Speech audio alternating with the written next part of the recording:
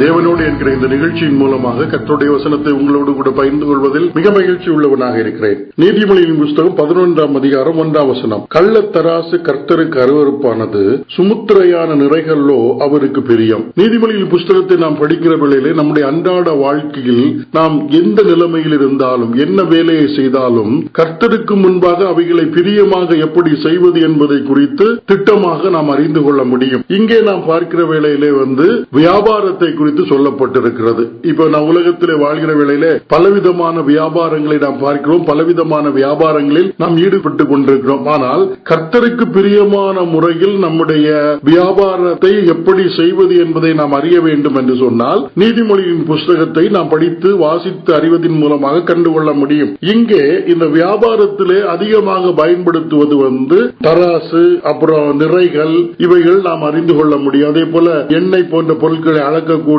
அளவைகள் எல்லாம் இருக்கிறதை நாம் பார்க்க முடியும். நீதிமொழிகள் படிக்கிற வேளையில தான் நாம் வியாபாரத்திலே எவ்வளவு உண்மை உள்ளவர்களாக இருக்க வேண்டும், மற்றவர்களை வஞ்சிக்க கூடாது என்பதெல்லாம் திட்டமும் தெளிவுமாக அறிந்து கொள்ள முடியும். அந்த நிலைமையில 11ஆம் அதிகாரம் 1ஆம் வசனம். கள்ளத்தராசு கர்த்தருக்கு அருவருப்பானது, சுமுத்திரையான நிறைகளோ அவருக்கு பிரியம். தவறான முறையிலே அளவுகோலை பயன்படுத்தி அதிக லாபம் ஈட்ட நாம் நினைப்போமேயானால் அந்த செயல் கர்த்தருக்கு அருவருப்பானது. அதே வேளையிலே சரியான அளவிலே நாம் பொருட்களை மற்றவர்களுக்கு கொடுத்து நாம் வாழ்வோமையானால் அது தேவனுக்கு பிரியமுள்ளதாக இருக்கிறது என்பதிலே எந்த சந்தேகமும் இல்லை. ஏன் இந்த கள்ளத்தராசு, சுமுத்திரையான நிறைகளை பற்றி சொல்லப்பட்டிருக்கிறேன்னா, இன்றைக்கு மனிதன் பயன்படுத்தக்கூடிய மீட்டர் அளவாக இருக்கலாம், இல்லாவிட்டால் பல நிலைமைகளில் உள்ள அளவு பொருட்களாக இருக்கலாம். இவைகள் எல்லாம் தேவன் மனிதனுக்கு கொடுத்தவைகள் என்பதை நாம் அறிய வேண்டும். நீதிமொழிகளின் புஸ்தகம் 16ஆம் அதிகாரத்திற்கு வேதத்தை நாம் திருப்புகிற வேளையில் நீதிமொழிகள் 16:11 சுமுத்திரையான நிறைகோலும் தராசும் கர்த்தருடையது, பையில் இருக்கும் நிறைகள் எல்லாம் அவருடைய செயல். இன்றைக்கு மனிதன் பயன்படுத்தக்கூடிய அளவீடுகள் இவைகள் எல்லாம் தேவனால் மனிதனுக்கு கொடுக்கப்பட்டது, தேவ செயல். தேவன் மனிதனுக்கு அறிவை கொடுத்து ஆற்றலை கொடுத்து பொருட்களை எப்படி அளப்பது, எப்படி அதை பிறரோடு பகிர்ந்து கொள்வது, எந்த அறிவை கொடுத்தது தேவன் தான். அதனால தான் இந்த வசனம் சொல்கிறது, சுமுத்திரையான நிறைகோலும் தராசும் கர்த்தருடையது, பையில் இருக்கும் நிறைகள் எல்லாம் அவருடைய செயல் என்று சொல்லப்பட்டிருக்கிறது. ஆகவே கர்த்தர் கொடுத்த இந்த அளவு முறைகளை தவறான முறையிலே பயன்படுத்தி பொருட்களை அதிகம் சம்பாதிக்க வேண்டும் என்று விரும்பினால் அது கர்த்தருடைய பார்வையிலே அருவருப்பும் கர்த்தருக்கு பிரியமில்லாத செயலுமாக இருக்கிறது என்பதிலே சந்தேகம் இல்லை. நீதிமொழியின் புஸ்தகம் 20ஆம் அதிகாரத்தை நாம் வாசிக்கிற வேளையிலே அங்கு சில வசனங்கள் சொல்லப்பட்டிருக்கிறது. 20ஆம் அதிகாரம் 10ஆம் வசனம். வெவ்வேறான நிறைகளும் வெவ்வேறான மறைக்காலும் ஆகிய இவ்விரண்டும் கர்த்தருக்கு அருவருப்பானவைகள் என்று சொல்லப்பட்டிருக்கிறது. இதே போல 23ஆவது வசனம். வெவ்வேறான நிறை கற்கள் கர்த்தருக்கு அருவருப்பானவைகள், கள்ளத்தராசு நல்லதல்ல.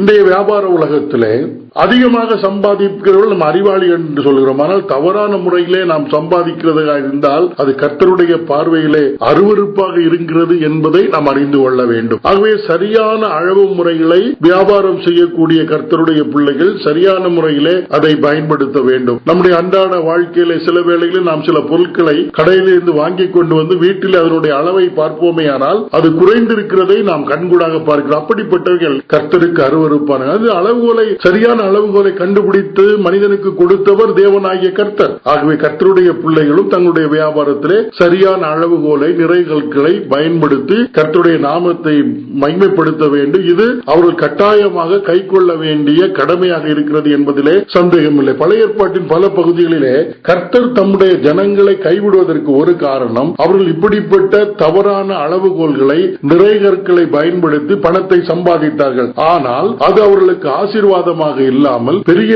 சாபமாக மாறி இறுதியிலே அந்த ஜனங்கள் தங்களுடைய சொந்த தேசத்தை விட்டு அந்நிய தேசத்திற்கு கைதிகளாக கொண்டு செல்லப்பட்டார்கள். இதை குறித்து நாம் இனி வரக்கூடிய வசன பகுதியிலே நாம் பார்ப்போம். ஒருவேளை நானும் இன்றைக்கு யாராவது இந்த வசனத்தை கேட்டுக் கொண்டிருக்கிற நீங்கள் ஆண்டவராகிய இயேசு கிறிஸ்துவை ஏற்றுக்கொண்ட தேவ பிள்ளைகளாக இருந்து வியாபாரம் செய்வீர்களே ஆனால் உங்களை பொறுத்தமட்டில் நீங்கள் பயன்படுத்தும் அளவுகோல்கள் சரியானதாகவும் நேர்த்தியானதாகவும் இருக்க வேண்டும். எந்த முறையிலும் அளவு விஷயத்திலே நீங்கள் யாரை வஞ்சிக்க கூடாது. அப்படி வஞ்சித்தால் கர்த்தர் உங்களை அருவருப்பார் என்பதில் எந்த சந்தேகமும் இல்லை. ஆகவே எச்சரிக்கையோடு ஆண்டவராகிய இயேசு கிறிஸ்துவை அறிந்தவர்கள் வியாபாரம் செய்ய கடமைப்பட்டிருக்கிறோம். கர்த்தர் தாமே இந்த வசனங்களை ஆசீர்வதித்து தருவாராக. ஆமென்.